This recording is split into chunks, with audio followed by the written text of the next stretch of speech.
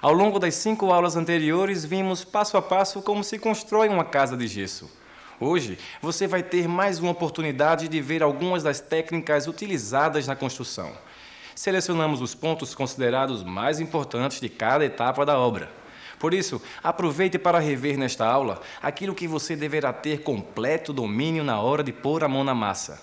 Fique esperto, pois a aula já começou. Aula 6. Revisão geral. Antes de voltarmos à obra, vamos relembrar com o Diogo o tamanho e a importância da cadeia produtiva do gesso.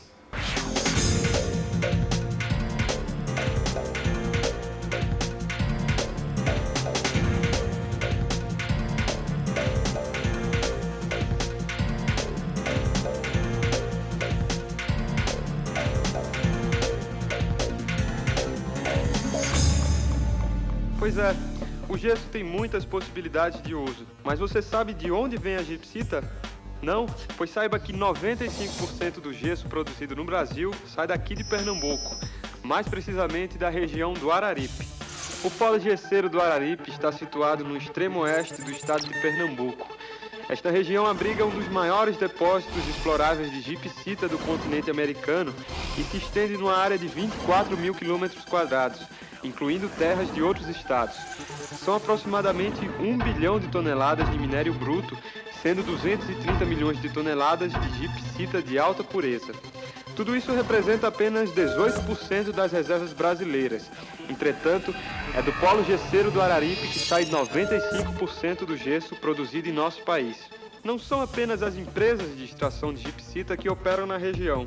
Existe toda uma cadeia produtiva que envolve a própria mineração, as indústrias que beneficiam a gipsita, a comercialização e distribuição do gesso e produtos derivados. Além disso, estão presentes também empresas do ramo da construção civil, indústrias de máquinas e ferramentas, fabricantes de explosivos, indústria química e fabricantes de embalagens.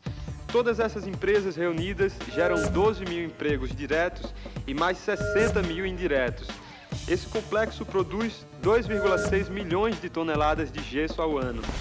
Ao concluir este curso, você também estará fazendo parte desta cadeia produtiva, pois utilizará os produtos derivados da gipsita na construção das casas de gesso. A eficiência de seu trabalho como gesseiro é um fato que contribuirá para a expansão desse tipo de casa. O sucesso da casa de gesso depende diretamente das qualidades da casa, em comparação com os sistemas de construção convencionais. Já pensou nisso? Assim, vamos iniciar nossa revisão com um passo muito importante: marcação das divisórias. Então, João, por onde vamos começar? A gente vai começar a marcação pelas paredes de fora. Depois a gente marca as paredes de dentro.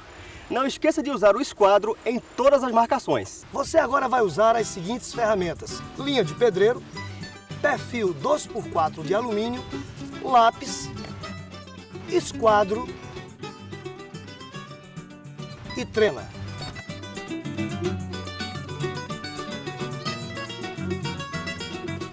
Marque com a linha de pedreiro cada uma das paredes, de acordo com o projeto, posicionando a linha sobre a face externa da parede.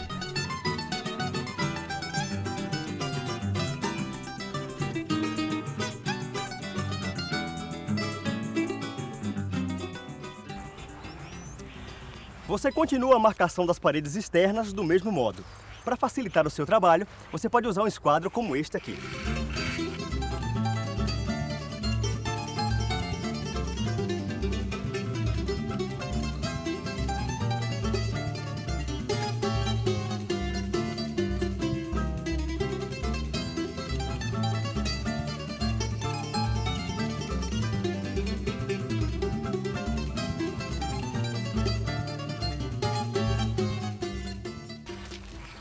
Antes de marcar as paredes internas, nós vamos conferir os ângulos das paredes externas. Para isso, continuaremos a usar o esquadro, que é o nosso melhor amigo nessa fase da obra.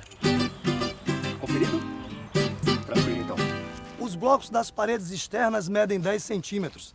Então, com a trena, o esquadro e o lápis, meça e marque a linha que representa a face interna da parede. Assim você terá marcado no piso a mesma largura do bloco de gesso a ser instalado.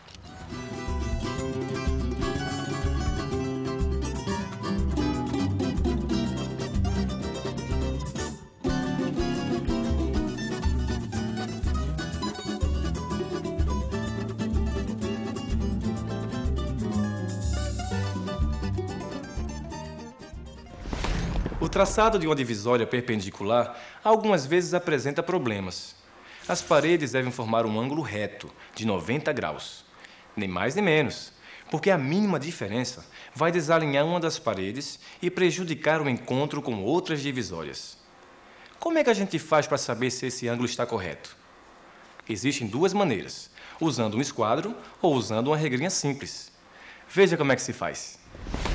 Com a ajuda do esquadro, confira se o ângulo que você traçou tem realmente 90 graus. Faça assim.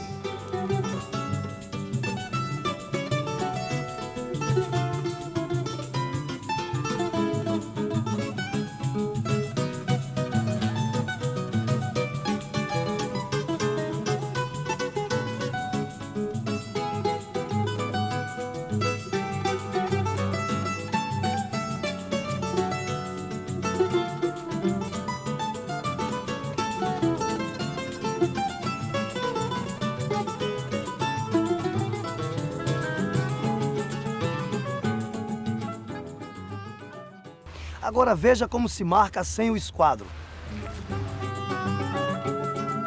Primeiro, trace duas linhas paralelas com uma distância de 30 centímetros entre elas.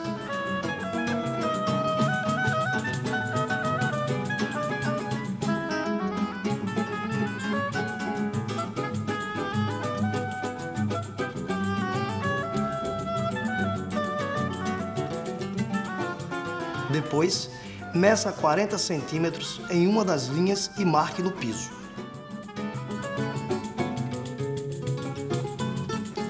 Em seguida, trace uma linha com 50 centímetros na diagonal e marque o ponto de encontro com a outra linha paralela.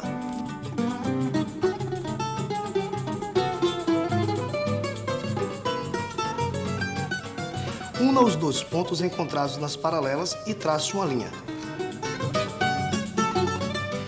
Observe como os ângulos formados nos quatro cantos têm 90 graus. A partir desta marcação, você pode obter o esquadro de todas as outras paredes. Lembre-se que você pode conferir usando proporções maiores, ou seja, traçar linhas maiores para obter o esquadro. Consulte o manual para outras proporções. Você já sabe por que a marcação é importante. Ela facilita a perfeição do alinhamento e da junção das divisórias. Aliás, junção é outro ponto fundamental quando lidamos com os blocos de gesso. Engastamento ou junção das divisórias de gesso. A junção entre duas divisórias também é chamada pelos técnicos de engastamento. As divisórias se encontram de duas maneiras. Dizemos que elas se encontram em forma de L ou em forma de T. Quanto às técnicas usadas, também existem duas formas: por penetração transpassante ou por penetração a meio bloco. Inicialmente, vamos realizar apenas a junção por penetração transpassante. Vem comigo. Neste ponto, nossa marcação mostra que essas paredes se encontram aqui. Esse é um tipo de junção em T. Este tipo de encontro ocorre com frequência entre as divisórias internas de uma casa ou apartamento. Existem duas maneiras de realizar a junção ou engastamento de duas paredes em T. Por enquanto, vamos ver o método de penetração transpassante.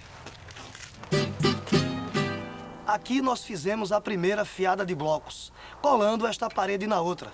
Até aqui, nada de novo, não é?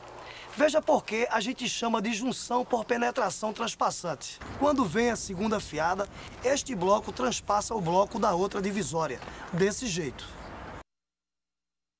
Na terceira fiada, o bloco transpassante será o desta parede aqui. A cada fiada que se levanta, deve-se alternar os blocos que transpassam, formando uma trama. Veja neste esquema como funciona o encaixe das paredes pelo método de penetração transpassante. Observe a alternância dos blocos.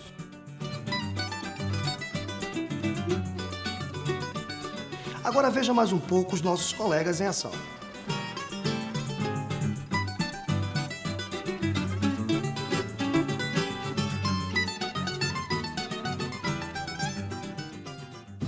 As divisórias com engaste em L são como essas aqui. Se encontram em suas extremidades, formando um L. Aqui também foi usado o método de penetração transpassante. Veja como foi feito. Execute a primeira fileira das duas divisórias. Encaixe o bloco da parede número 1, colando na parede número 2. Na segunda fiada, alterne os blocos. colando agora a parede número 2 na parede número 1. Em cada fiada seguinte, vá alternando os blocos das juntas, formando uma trama que garante a amarração das divisórias. Alguns gesseiros que já trabalham no mercado, às vezes cometem um erro básico. Não prestam atenção ou não dedicam o devido cuidado na hora de rejuntar os blocos de gesso. O resultado é um acabamento de baixa qualidade. E isso não é notado somente pelos instrutores, mas por qualquer pessoa que olhe para a casa. Um grande erro é pensar que, por se tratar de uma casa popular, podemos dar um acabamento grosseiro. Acabamento é uma fase que exige esmero. Caprichar sempre é bom. Pense em cada casa que você constrói como se fosse a sua própria casa. Com esta atitude, você estará adquirindo hábitos que lhe trarão reconhecimento profissional. Portanto, preste atenção nesse próximo bloco.